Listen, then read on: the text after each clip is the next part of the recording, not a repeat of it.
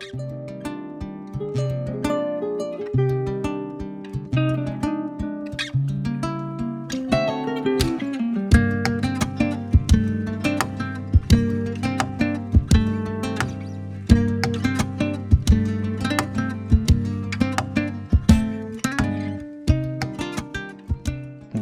to Celebrating Senior Shutterbugs.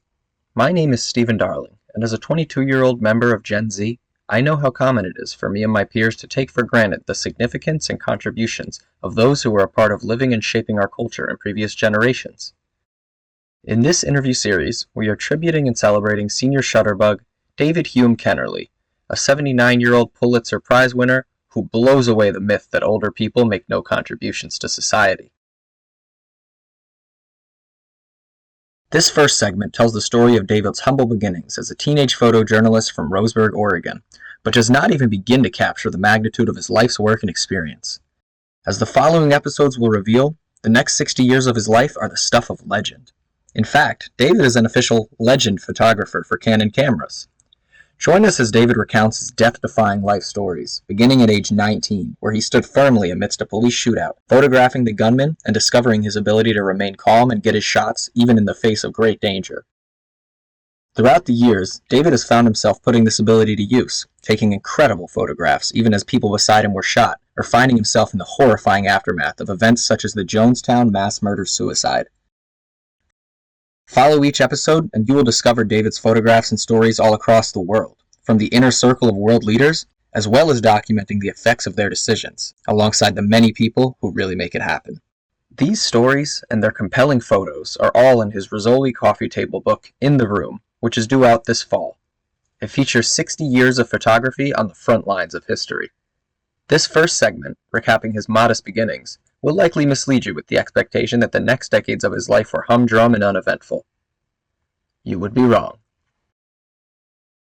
I'm David Hume Kennerly. The Hume is my mother's maiden name.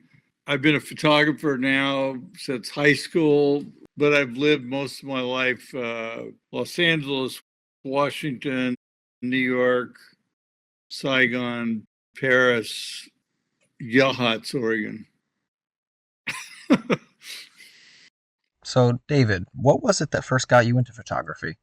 Was there anyone you looked up to for inspiration?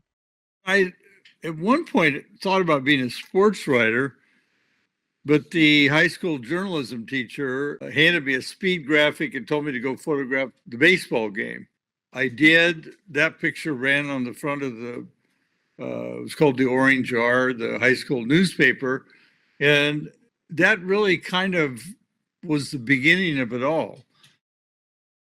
And putting this book together, I've made a list of photographers. As I was going along, people who affected my life. But I started writing down photographers who had an influence on me, and the list kept growing.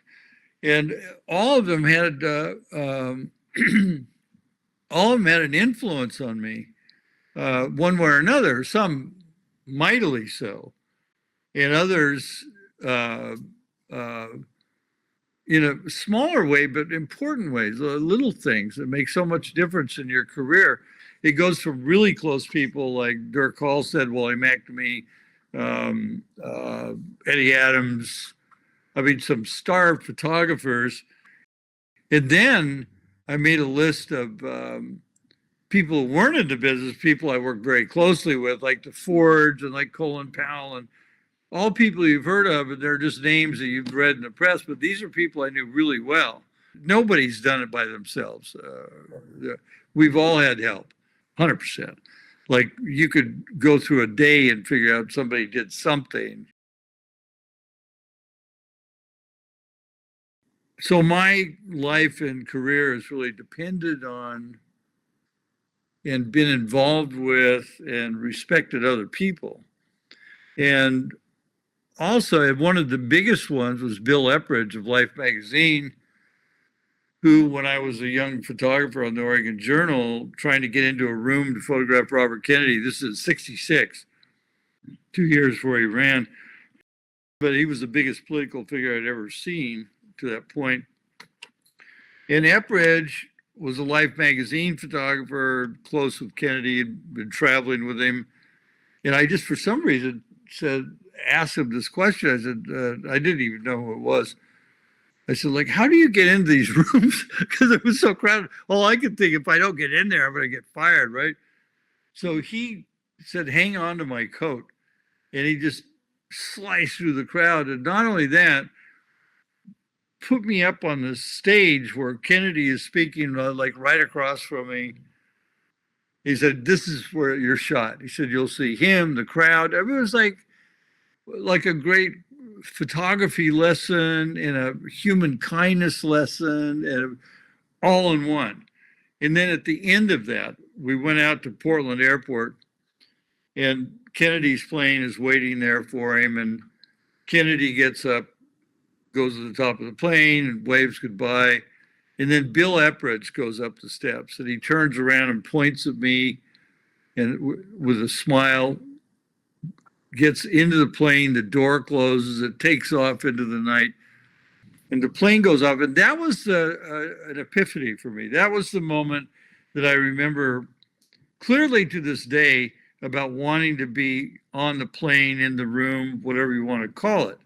And so that was really the day I decided that I wanted to become a political photographer. I wanted to be in on the action. I didn't want to make the action, I wanted to shoot the action. And so that's where it happened. It sounds like you were deep into the craft of photography very early on. Thank you for telling us about how you got your start, David. After researching all that David has done over the course of his 6-decade career and hearing his insight during our interview, it is clear we are going to need many different segments to celebrate this senior Shutterbug's storied past, and how he is still going strong. It was extremely difficult to know where to begin the next segment, so I decided to feature the one story which, as David will tell you, is the only one ever to give him nightmares. It took place nearly 50 years ago, in 1978, and is something my Gen Z peers may dimly recall: the Jonestown Massacre. In the next segment, David talks about his chilling experience discovering what happened on that tragic day. We invite you to tune into future segments, and hope that we can help to share the lessons learned from the many things David has been seeing and photographing for the last 60 years.